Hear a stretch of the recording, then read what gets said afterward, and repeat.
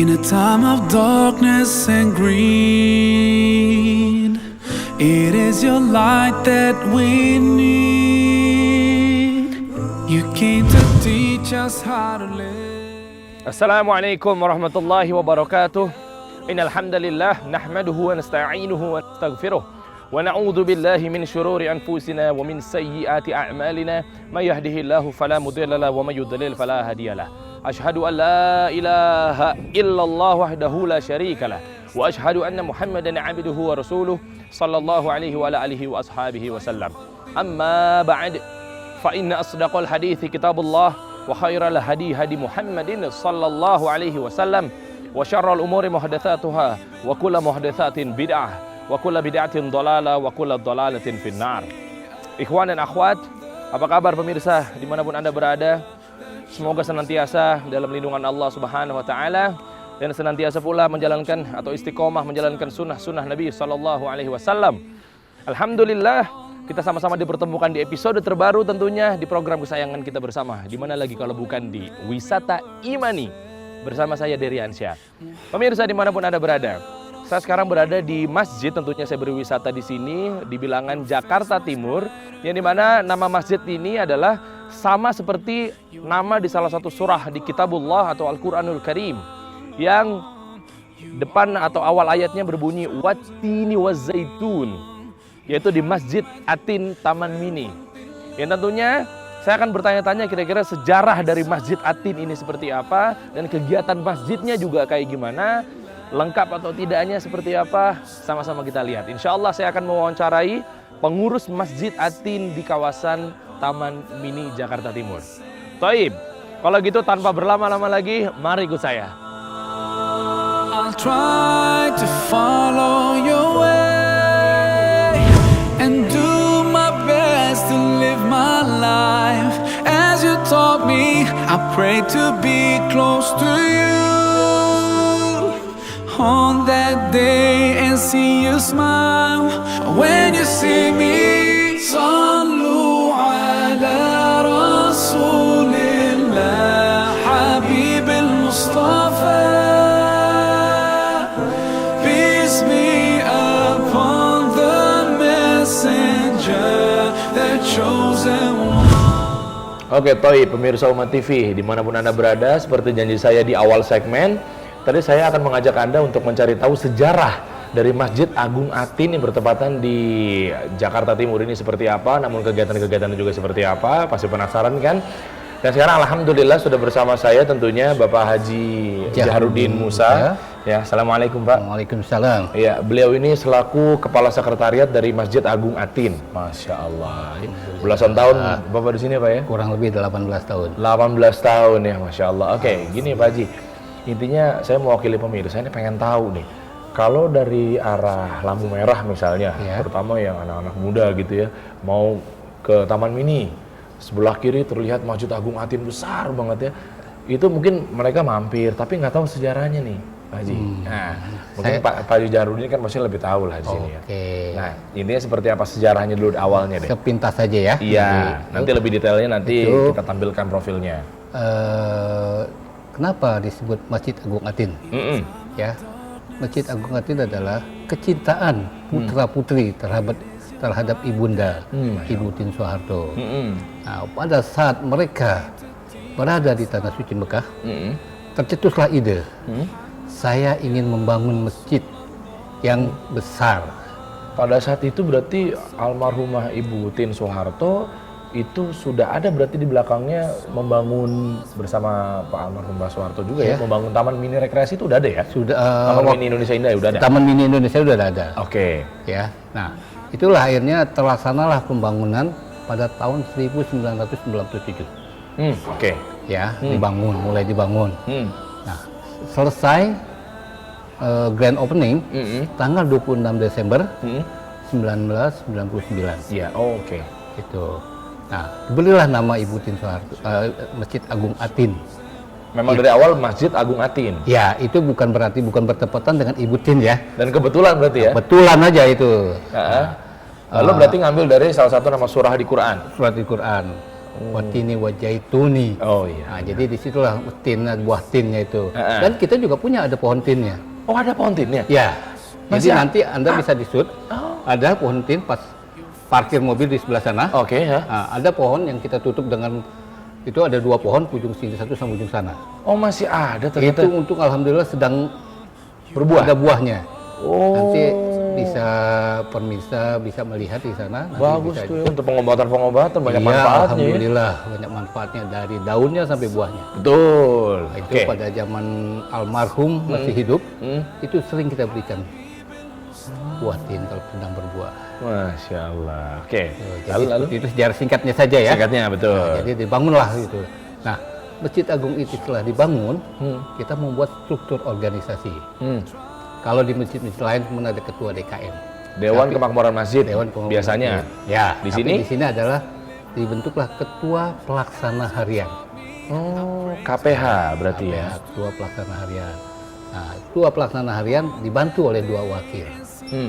Wakil ketua 1 dan wakil ketua 2. Ya, jadi wakil ketua membawahi, dia juga bisa membawahi bidang keuangan, bidang usaha, sama bidang kepegawaian. Oh gitu. Ya, wakil ketua 1 membawahi bidang sekretariat, bidang perawatan dan pemeliharaan, ketiga sama kantip. Oh, ada kantip juga ya? Satpam ya. Yang wakil ketua 2 membawahi bidang peribadatan dan pendidikan. Jelas strukturnya. Jadi kita punya 8 bidang strukturnya. Jadi masing-masing itu pada porsinya. Ya. Tidak satu orang itu menjabat yang job desk yang lain gitu ya. Jadi rapi. semua mereka sudah punya job desk masing-masing. Betul. Kalau kita, nah di sini masjid ini juga dipergunakan untuk akad nikah dan resepsi. Oh iya, ini. Ya. Itu untuk penempatan akad nikahnya di sebelah mana tuh Pak kalau boleh tahu? Akad nikah ada di lantai sholat. Yang di lantai sholat ini kan ada yang paling bawah di lantai sholatnya nomor 2. Nomor 2 berarti ya. Lantai 2. Oke. Ya, nanti di situ. Nah, kalau untuk resepsinya kami ada juga ruang serbaguna. Oh iya, tadi saya sebelum naik ke sini nih ada sebelah sana ruang serbaguna dan ada ruang seminar. Jadi kita ada 2 tempat. Oke. Ruang seminar itu adalah untuk kapasitas resepsi atau syukuran.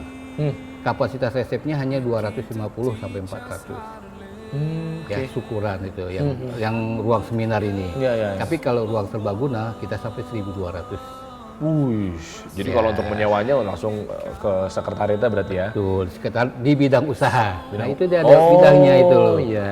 Bidang usaha membawahi kegiatan-kegiatan itu. Tapi harga terjangkau ya berarti? Ya, insya Allah terjangkau. Insya Allah ya. Iya. Oke, satu-satu deh Pak. Berarti tadi kan dari kepengurusan sudah ada yang sampai lagi aman di situ ya. Nah, untuk ruangan-ruangannya. Jadi ini yang unik pemirsa, kan banyak ya, lengkap ruangan-ruangannya. Sampai akhirnya saya melihat ada serbaguna dan lain sebagainya. Nah, tadi Bapak juga pasti offer bilang bahwa ada ruangan yang biasa dikunjungi pada saat almarhum Bapak Soeharto dan juga Ibu Tien itu masih ada di sini. Ada. Ya kan, masih hidup, berarti ada ruangan di sebelah mana tuh Pak? Sebelah sana. Nanti bisa dilihatin. Nah, ini berarti ruangannya ya. Itu ruang Pak Harto. Nah, dan juga sebelah sini ada untuk ruang tunggu imam. Nah, ini ruang tunggunya unik ya, ada ruang tunggu. Ini ada bisa dibilang ruang tamu ya. Ruang tunggu imam. Oh, ini ruang tunggu, ruang tamu di sana. Ya, ada sana ruang tunggu imam. Nah, ini ruang tunggu imam nih. Ruang tunggu di sini kita ya. Oke, lalu itu bisa langsung nyambung ke mimbar ya? Mimbar. Ya. Iya. Dan juga di sana ada ruang kecil juga untuk ruang rapat, meeting kecil. Oh, ini ruang rapat. Ya, intern kita. Ya. Oke. Lalu juga nanti di atas ada lantai mezanin sudah ya. Lantai mezanin, di bawah juga nanti ada ruang serbaguna. Dan di bawah lagi tadi ada ruang pengurus. Ini banyak ruangan ini maksudnya memang terfungsi semuanya? Berfungsi semua. Alhamdulillah ya. Oh nggak ada sama sekali, oh ini kayaknya nih bikin dulu aja deh, nggak tahu ntarnya buat apa gitu. Enggak ya? Itu udah semuanya udah tertata dengan baik, ini ruang ini ruang ini, untuk ruang ini gitu loh. Oke. Tadinya pengen saya apa ya, kita berekreasi gitu ke ruangan-ruangan, tapi ntar lah kita ngobrol-ngobrol aja Pak ya. Daripada kalau terlalu luas. Itu tentang ruangan ya, dan fungsinya. Iya, betul. Jadi tadi bilang itu kalau ruangan yang di sana, yang tadi bilang untuk para tamu-tamu VIP, adalah di ruangan Pak almarhum. Pak Harto kalau mampir ke sini, Ya gitu mampir ke ruangannya. mampir ke ruangannya. Berarti sekarang tetap difungsikan juga kan? Fungsikan tetap. Untuk misalnya ada ustadz atau dai yang mengisi acara di sini bisa Dan Putra Putri juga masih suka mempergunakan. Memang ustadz-ustadz yang pernah main ke sini, pernah ngisi beberapa kegiatan tablik akbar atau misalnya ada kajian atau majelis taklim, itu siapa aja Pak? Itu sebenarnya banyak sekali ya.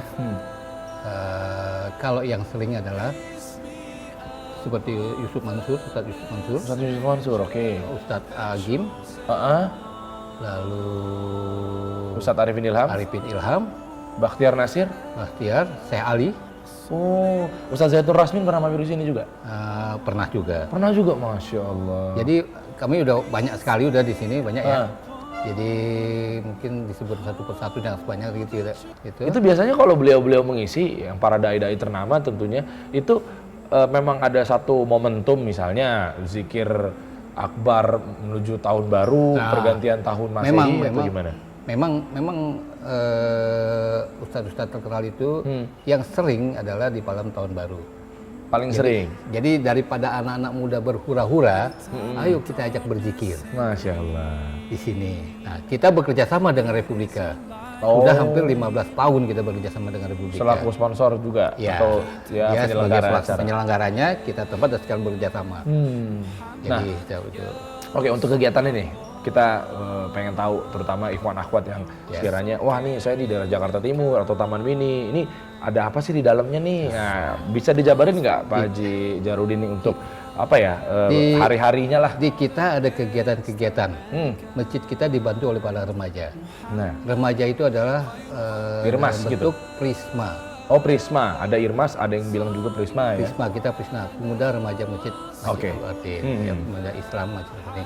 Nah, kegiatan-kegiatan itu biasanya Prisma mengadakan pengajian-pengajian setiap minggu. Hari Minggu atau setiap minggu? Hari Ahad. Oh ya, hari Ahad, setiap Ahad setiap ya? minggu ya. Oke. Jadi seperti itu ada kegiatan-kegiatan. Dan juga dia banyak mengisi tentang menarik anak-anak yang ada di dalamnya, itu adalah dari anak-anak mahasiswa dan anak-anak SMA. Itu jamnya kalau boleh tahu jam berapa Pak? Dari pagi. Dari Pagi pada sampai subuh? pada Duha? jam 9, pada duha, hingga menjelang maghrib. Oh, full? Jadi banyak kegiatannya dia. Itu setiap hari Ahad aja? Ahad ya. Kalau Senin sampai Sabtunya? Kita kalau hari Senin, kita diisi oleh majlis taklim ibu-ibu. Khusus akhwat ya? Pada zuhur ya. Pada zuhur, oke. Kalau hari Sabtu adalah pengajian duha. Oh, ada ustadz yang ngisi Pengajian juga? duha adalah para pesertanya kebanyakan manula, para pensiunan. Oh, daripada ntar Remaja-remajanya juga ada juga sebagai ada juga. pengajian, ya. Itu khusus Sabtu, pada zuhur juga ya? Enggak. Jam 8 Pagi? sampai jam 10. 2 jam ya? Sabtu ya. Hari Ahadnya dari jam 8 juga sampai jam 10. Sama pengajian Ahad. Oke. Para pesertanya ibu-ibu dan bapak-bapak. Nah, Selasa sampai Jumat nih Pak nih? Selasa sampai Jumatnya kita untuk kegiatan-kegiatan kalau dari luar. Oh, ada yang mau ngisi? Ya. Nah, Jadi ada dia mau pakai menggunakan, ada mau maulid, Isra Mi'raj dari pihak sekolah itu. Oh, boleh, seandainya misalnya saya pengen bikin sama teman-teman dari anak-anak muda pengen bikin kajian gitu ya? Ya, silakan. Misalnya. Bisa ya? Bisa. Ntar kita rembukan ada ustadz ini, temanya ini ya, misalnya mau akidah atau fikih atau apapun itu, saya bisa sewa di sini berarti bisa dibilang? Bisa. Bisa ya, Selasa sampai Jumat makanya free. kita pergunakan dari Selasa hingga Kamis. Karena kalau Jumat kan kita udah dipakai untuk sholat Jumat, persiapan sholat Jumat. Jadi maksudnya kan untuk kapasitasnya kan semuanya kan pasti untuk persiapan segala macam. Takutnya kalau dipakai yang lainnya agak lebih ribet ya. Dan juga Sabtu Minggu, Jumat sore, Sabtu dan Minggu dipakai kadang-kadang untuk acara akad dan resepsi. Oh, udah pasti selalu ada ya? Pasti ada. Pasti Kita udah ada. full sampai akhir tahun. Wih. Berarti ketahuan dong Pak, kira-kira siapa aja nih mau nikahin kan Oh, iya. bulan ini. Apalagi setelah lebaran ya. Iya. Nah ini Pak, bentar lagi kan mau puasa. Iya. Biasanya kan masjid-masjid itu bikin yang namanya mungkin apa ya, kampung Ramadan atau pasar Ramadan atau apalah. Nah Ya. kegiatan-kegiatan tersebut yang sekiranya untuk menunjang apa ya, keseruan kita menyambut Ramadan ya, itu ada buka puasa bersamakah atau seperti apa? Kita rutin hampir setiap Ramadan kita buka puasa. Kita siapkan kurang lebih 3.000 box. 1.000 box? Ya, Free? 3.000 free. Masya Allah. 3.000 box. Takjil juga termasuk berarti ya? Takjilnya kurma Eh, juga kita siapkan. kolak-kolak? Tidak, kita hanya kurma saja. Kurma. Sama susu, Heeh. susu murni loh. Susu murni? Ya, sama teh manis atau air putih. Masya Allah. Kita Barakallah. siapkan. Siap. Itu berarti start dari 1 Ramadan. 1 Ramadan sampai 29 Nah, Ramadan. ada agenda lainnya lagi nggak? Misalnya ada bazar kah atau kuliner gitu di sini? Biasanya kita kalau bazar bekerja sama dengan pihak ketiga, pihak luar. Pihak luar. Jadi pihak luar juga yang mau masuk ya? Ya. Nanti bisa dirembukin ya, kira-kira Betul. seperti apa eventnya, segala macamnya. Dan juga kita di samping tadi kegiatan remaja, kita punya remaja masjid, kita juga membina para anak-anak SMA. Kita sebut Ikrab, Apa itu? Itu programnya apa ya? Ikatan Komunitas Remaja Islam SMU. Itu apa isi programnya? Kegiatannya dia kalau dia ngisi ada kegiatan ceramah setiap bulan dia, terus atau dia pas liburan dia ngisi acara, sama nanti di pasar saat Ramadan. Oh, Dia bikin pesiar, pesantren siar itu. Jadi itu dipimpin oleh teman-teman kita, anak-anak kita SMA se Jakarta Timur. berarti bisa dibilang itikaf di sini? Tidak, Itu kita apa, ngadain acara Heeh. yang kita biayai Wih, kegiatan mereka. apapun ya pokoknya yang seputar Ramadan gitu, kayak pesantren pokoknya kilat dia lah ya. kayak pesantren lah. Pesantren kilat gitu ya Pak ya? Gila 2-3 hari dia di sini. Oh 3 hari. Kita Iya, waktu- iya, iya, iya. Nah, dari situ di Ramadan juga kita punya kegiatan banyak. Kita ada dongeng menjelang buka puasa anak-anak. Ramadan ceria. Oh, ngabuburitnya daripada Iya. nongkrong-nongkrong ke mall, Anak-anaknya juga ya. anak-anaknya bukan anak remaja. Anak Tanggung. dari umur 5 tahun sampai kurang lebih kelas 6 SD. Kita bina. Kita ajak ada pendongengnya, ada segala semua. Jadi ngabuburitnya diatin di buka puasa. Jadi anak-anak itu dia berkeliaran kemana-mana. Dongengnya seputar ada Islam juga Iya, gitu, pasti Islam ya. ya pasti. Oke, oke lah. Jadi di samping nanti itikaf di sini juga cukup lumayan. Rame ya? Wes, sampai 3.000. 3.000 orang. Emang 3.000 kita jamaah. itikaf itu 10 hari biasa kan 10 hari terakhir ya. Tapi kita lebih banyak dominan adalah di malam ganjil. Hmm. Lalu kita ada kegiatan, tetap di malam genap juga ada kegiatan, tapi yang kita call-in hanya di malam ganjilnya saja. Oke, ada lagi Pak? Mungkin yang mau ditambahkan untuk pemirsa Umat TV yang sekarangnya pengen tahu nih, kira-kira suluk-beluk dari Masjid Agung Atin seperti apa mungkin Pak Haji Jarudin nih? Terus kita juga pada saat hari Ahad, kita bekerja sama dengan Askar Kauni, Ustadz Bobi Haribowo, mengadakan dia pelajaran tentang Al-Quran. Al-Quran semudah tersenyum. Kan Oh, Bobi. itu Dia apa? adakan di situ. Tafsir atau? Belajar baca Al-Quran. Oh, iya. Jadi iya, dia iya, nggak iya. di tempat, dia ada di halaman, seputar halaman, ada di pojok sana, ada pojok sana. Ada. Oh, banyak halakoh-halakohnya berarti ya? Ya, itu aja yang perlu Wih, kayak di Masjid Nabawi nih, banyak halakoh-halakoh gitu, Iya, Masya Allah. gitu. Gede sih, tanahnya juga enak jadinya. Iya, alhamdulillah gitu. Nah, untuk karyawan-karyawan yang ada di sini, Pak, tadi saya lihat juga ini kan berhubung sekretariatnya sangat terstruktur dengan baik. Iya. Ya, total karyawannya Bapak apa? Kurang lebih 163. 163. Itu udah gabung Ikhwan sama Akhwat ya. Iya. Nah, untuk kegiatan-kegiatan yang ada di Masjid Agung Atin ini itu melibatkan karyawan-karyawan yang ada di sini nggak? Kan yang kita tahu kan masjid, ya udah kita dari masjid kita mengadakan kegiatan untuk jemaah yang hadir. Tapi untuk karyawan-karyawan itu ada apa ya? Karyawan-karyawan itu ada pembinaan Ada karyawan. pembinaan karyawannya nggak Ya, sih? Hah? kita setiap hari Kamis, mereka kita ajak suruh belajar mengaji, Oh, baca Al-Quran. Bagi yang belum bisa baca Al-Quran, baca Iqra. Oh, dari Tidak ada awal. dari ikro. Jadi karyawan masjid belum tentu dia bisa baca Al-Quran. Nah, baru tadi saya mau tanyain, kirain gelarnya karyawan masjid tuh yang udah LC, MA, udah Oh begitu. gitu. Jadi bukan berarti orang karyawan masjid itu bisa baca Al-Quran. Maaf ya. Betul, Ada juga memang karyawan kami adalah yang baca dari ikro, ikro 1, ikro 2 sesuai dengan urutannya baru ke Al-Quran. Sampai ke Al-Quran itu juga di Al-Quran juga diajari untuk tajwidnya seperti iya, apa, tartilnya. Terus gurunya adalah imam-imam kita, imam dan muadzin kita yang sedang bertugas. Imam rawatib di sini ya. Iya, itu kan mereka kan satu imam satu muadzin tiap hari, 5 waktu. Jadi hari ini Syiah sampai subuh berganti lagi. Oh gitu. Itu kegiatannya. Iya. Ya, jadi tiap hari imam kita, muadzin kita berganti. Berarti total berapa imam dan muadzin di sini? Jadi imam dan muadzin kita adalah 9 orang. 9 orang. Itu rata-rata hafiz Quran. Oh iya pasti. Masya Allah. Alhamdulillah. Jadi karyawan kita dibina oleh beliau semua.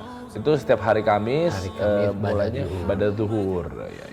Gitu. Jadi sekitar jam 1:30 dia udah berhenti istirahat kerja. Oh Sampai berarti menjelang asar. ya bisa dibilang kalau di luaran sana perkantoran ya kan siang-siang pada zuhur bingung makan nongkrong ya daripada Iya. ngalur ngidul. Kalau di sini istirahat makan ya habis sholat langsung kita baca Quran. Selesai sholat makan, belajar ngaji. Wih, saya jadi mau daftar buka lowongan nggak Pak di sini? Pak? Iya. Iya, Itu aja gratis. tambahannya. Ya oke lah. Oke lah kalau gitu mungkin sekiranya cukup. Oke, cukup. Saya wisata main-main di sini. Terima kasih Bapak Haji Jarudin yang sudah mengajak saya memperkenalkan ruangan-ruangan sekretariat yang ada di sini, sehingga ikhwan dan akhwat ya, dan juga buat para remaja yang sekiranya pengen bikin acara kesini juga monggo kita diskusikan kepada sekretariat ya, bersama Bapak selaku kepala sekretariat yang ada di sini. Kalau gitu insya Allah nanti kita bertemu lagi jika ada umur ya Pak ya. Oke, siap. Assalamualaikum warahmatullahi wabarakatuh. Waalaikumsalam warahmatullahi wabarakatuh. Barakallahu fiik. Mudah-mudahan pemirsa Umat TV dimanapun Anda berada bisa mendapatkan ilmu yang bermanfaat dari penjelasan yaitu pengurus Masjid At-Tin di kawasan Jakarta Timur. Dan sama-sama kita ketahui bahwa beliau tadi menjelaskan sejarah dari Masjid At-Tin ini terbentuknya seperti apa, kegiatan-kegiatan masjid ini yang insya Allah juga ikhwan dan akhwat bisa ikut meramaikan yang berada di daerah Jakarta Timur maupun sekitarnya ya.